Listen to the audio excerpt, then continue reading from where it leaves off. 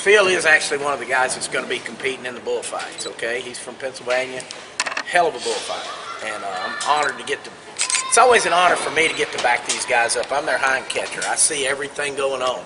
I'm always communicating with him, and you'll always see right before he nods his head and call on that fighting bull to come chase him around this arena, we're talking. And I'm going to be like, Phil, I know this bull, he's gonna go by you, and then he's gonna come back to you. We're gonna hook him up out there in the middle, and then we're gonna start. You know, where this one's gonna be right here, right out of there. He's gonna chase you. You better get everything you can get out of him in the first 25 seconds, and then we're gonna have to get the barrel out there and do some barrel work, because he might not be as mean at the end of it, you know, or he might be older and smarter. More smart or smarter? What's the word? Thank you. Where were you on that one? And, but these guys get wise. Again, like we were talking about with the matadors and stuff, those bulls never get a chance to get smart. These do. Every week they're like, well, I missed him this time, and I won't miss him the next time. Like I was telling the group I was talking to, you know, you can throw a fake and they'll buy it. But if you turn around and throw that same fake the next time, you might get away with it, but don't think about it the third time, because he's going to be where you are. He's going to learn. Show him what a fake is. So if can I bring that? Yeah, he's going to hit me with this, I know. This is not a fighting bull. Okay? This is not what they look like at all. If this was full of lead, it would be. Yeah. So the bull sets up, and you see right there what he does. Put your right. Movement. You want him to be looking at you. So you call so when I go there, see how I went towards that is a fake. You do that. And what that does usually, and I'll show you this, do it again when we go by. So you fake him, he does it that way, he's got to turn around just like this. And now you decide what you're going to do next. Try to drive that shoulder. Yeah, and then you try to get him. You want to be right here. It's exciting to be right here because his head is behind you, but bulls have 4 feet, not 2. So we can turn here. It takes them this. So you call this the pocket, and you want to be here. You can fight bulls in a circle all day long because they just can't get you. And when that happens, it's pretty exciting to watch a guy in a 1,800-pound bull going. Because he's going as fast as he can to get you, and you're just trying to stay alive. It's a dog chasing his tail. Yeah. Well,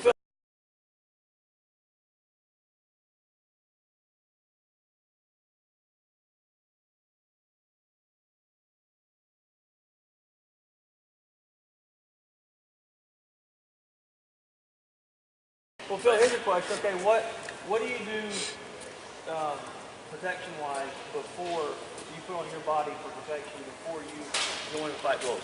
A lot of guys, we wear a vest similar to this one. It's protective, it's lightweight.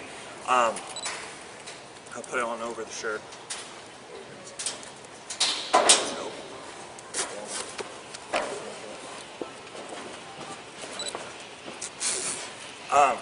You put it on around, it's like kind of like a bulletproof vest, but a lot lighter. It's just plastic and foam. It's basically to take the initial blow. They're smooth too, so if you get down and they step on you, it slides off. I also wear hip pads. It's kind of like a hockey girdle with just pads in it, and it's pretty much, again, just take the initial blow. Then guys will wear different braces depending on injuries and stuff like that. You know, I've torn both my ACLs, so I wear a brace on the one. And that's pretty much the protective gear that we use. What's it feel like when a bull hooks you? Like getting hit with a baseball bat, pretty much. You know, I was telling some people too, sometimes you'll see guys, you know, they'll get themselves in trouble and they'll set it up where you'll let the bull scoop you up and throw you out. I always say, everyone's like, oh, that looks so scary. I'd rather be in the air than on the ground. Because once they got you on the ground, they're just going to keep hooking you. We call it camping out, and that's when, you know, Robbie's job is so important. He's pretty much our bodyguard out there.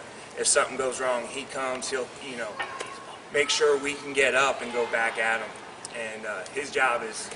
I'm in the barrel. It's an aluminum barrel. Like I said, it's on the way, but the barrel weighs about 120 to 140 pounds. It's padded on the outside for the bull and on the inside for me, which I get a lot more padding than he does. But My job is to bring that large egg in there and holler, scream, whatever I can do to get it off him. I don't really want to take it all out of him. I just want to give Phil a chance to get up. Sometimes it's just a split second that all you need. And he's right back in the fight. Yeah. See, just because you get run over there's in no 20 whistles. seconds. There's no flags, no whistles, no stop. I was telling them it's intense from the time you nod your head. And as a bullfighter, you know, working both freestyle and protection, I can tell you the most exciting thing and nerve-wracking is when you're standing in front of that gate and you call for the bull. And it is the best, scariest moment of your life, and then it all just goes, and then it's all, you know, like they were saying on the video, it's all, you know, reaction, you know, anticipation, and just knowing what you're doing and doing it as long as a lot of us have. Here's something that didn't really get covered. You watch that on video and stuff, and you see that, that slow motion, you know, and that. You got to remember something. The bull leaves there, and the first time I ever worked a bullfight was Odessa, Texas, and I was like, well, I've seen this. You know, they go run out there and run over somebody. They're 40 miles an hour when they leave here. They're like, whoa. I mean, it's when he calls from the time, you'll be here, let's say, okay? Some bulls you'll set up here and Phil will call for it. Some bulls you'll be back there because you know they're going there. You want to take the fight to them because the more you're engaged with him, the higher your score is going to be. So if you're having to run down here and catch him and let him set up, that's not as exciting, if that makes sense. So if Phil catches, so if I'm here and I say, let me have him, and they open that gate, 2, 3, he's here. There's not this, it's not this. Yeah, he's not marching out looking around.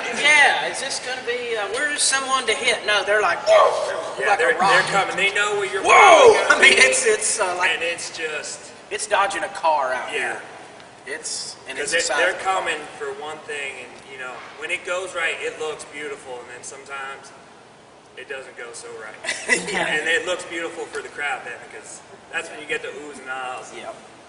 And one thing too, you know, talk on what Phil talked about, getting hooked. You know, when you get scooped up or kind of set up and let the bull really throw you, 9 times out of 10, those hookings don't hurt. Yeah. When you see guys get thrown way up in the air, and that doesn't hurt. It's the ones you see the guys do, get moved about that far, because that's when they're taking it all. You know, they're not giving with it; they're taking it all. It's sort of like a wreck in NASCAR. When you see them guys flipping, that's dissipating energy. We all know what happened to Dale when he stuck it in the wall. Everything stopped. You don't want that. That's why my job also in the barrel is to, I have a fine line of, oh my gosh, do I go get him? Or, oh my gosh, do I wait? And that's been something I've had to grow on in 17 years of doing this. And the transition from when I worked the protection here, what we call protection is during the bull riding, we're protecting the bull riders. And then the freestyle, it's 2 direct opposite games. My job, when I'm in the barrel for protection, I'm standing right here, and Phil's over here protecting his cowboy, because whether you buck off or you're 90 points, you're going to hit the ground, and you're vulnerable. You're on your back, or you're crawling to get up. Phil's job, he comes in, gets this bull's attention, distracts him, takes him out. Okay? So when I'm doing that, I'm ready to help Phil no matter what. Hey! Let him look at me, let him hit me, roll me across the arena. When he's rolling me out through there, everybody up here is safe. Okay? In turn, Phil comes and gets me, and I get to get back in the fight. Bullfighting is totally different. If I come in here just like that, Phil's making rounds, and he's having fun, he's getting around there, and I come in there, hey! What have I done? I've just pulled a 90-point bullfight right off of this guy and caused it to be a 70. Does that make sense? I have to have a keen sense of, do I go? And I have to be so still. It is amazing that somebody asked me that the other day, said, I watched a bullfight the other day you were in. I was down in Mercedes, and the bull, like where you are, the guy is working literally right here where this is, and I'm sitting right there, and he never sees me. He never notices I'm there, because I'm just a fixture. I never move. I'll have my handles, I'll have everything ready to go get Phil, should he get in a bind, but you never move. And something I never do, and it's the weirdest thing, and I've started doing this, I never make eye contact with those animals when I don't need to. It's the craziest thing. I've literally had them come by me just like this right here and never noticed me. But it's almost like if you're going to fight something, you make eye contact with it. And I know where they are, but it's almost like it's if I don't look, they won't see me, like the little kid hiding behind a shovel. But it's so strange because they're pretty proud of themselves. This breed of bull. When you see them, and you can tell when they're coming to you, you can tell. So what I always do is try not to ever entice them to come to me while field's working, because anything that pulls that bull off the field takes away points. So I might be right here and I'm watching, I never move. And you'll see me, I'll do the mannequin. And I'll just sit there as quiet as I can, and I never look at them, because to me it's almost like, who saw the movie The Horse Whisperer? Okay, you see those shows, when you come up to an animal, when you come up to any animal, a horse or whatever, if you reach up there like that, you know how they're always, but if you'll come up to one like this and just let them know that you're not there to affect what they're doing, and you learn this about animals, but when these bulls are working, I'll never ever, because when you look at them in the eye, they're like, oh, you want some of this, yeah. So, and then you can tell when it's coming because they're brisket right in here. That little flappy part will tighten up, and you know it's coming. I mean, and they are unique. Like the Mexican fighting bulls that we will fight tomorrow are unique. They are fast, and they really do. They want to fight. They want to hook up with you.